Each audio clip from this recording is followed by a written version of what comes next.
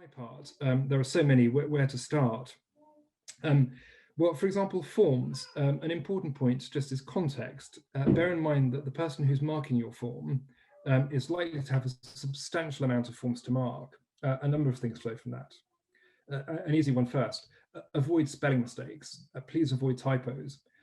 This is a form, your application form, that you're expected to have spent a substantial amount of time on.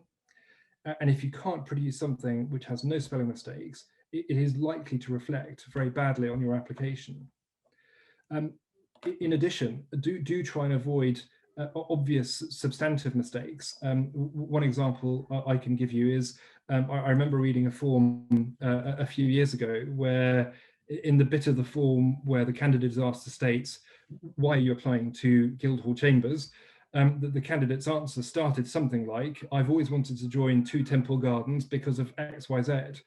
And as the marker, your heart sinks because you think, well, this is a candidate who hasn't taken the time to check that they're submitting the right personalized bit to the right chambers. And whilst on that, it's important to bear in mind that once once a marker has read X many application forms, they do learn to recognize what are the copy paste, change the name of chambers, type answer to that question. If at all possible, that's to be avoided. In a world of websites and Zoom information events that we're like the one we're hosting today, that there is really very little excuse for not spending a little bit of time on the Chamber's website, learning a little bit about their recent news, about their geographical situation and so on, and really tailoring that answer well. It will repay you if a marker can read that particular question and think, oh, well, actually this candidate has spent a lot of time looking at our website or looking at some of the cases that members have been in and so on. I would also say, obviously, all the answers, the substantive answers rather, have word limits. Please don't assume that you have to fill each one of the 100 words. Not every long and verbose form is going to be as effective as a concise, short, and punchy, well-written form.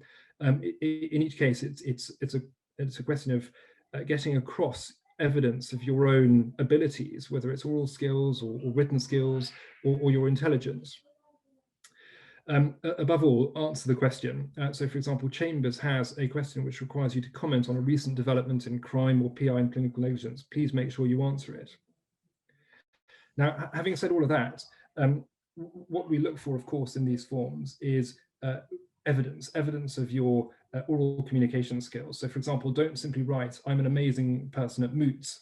Much better to say, I made the final of X moots, I won this moot, I received this accolade from a particular judge, and so on. And same goes, for example, for dissertations and things like that. Not simply I did a dissertation, but I did a dissertation which was X, Y, or Z.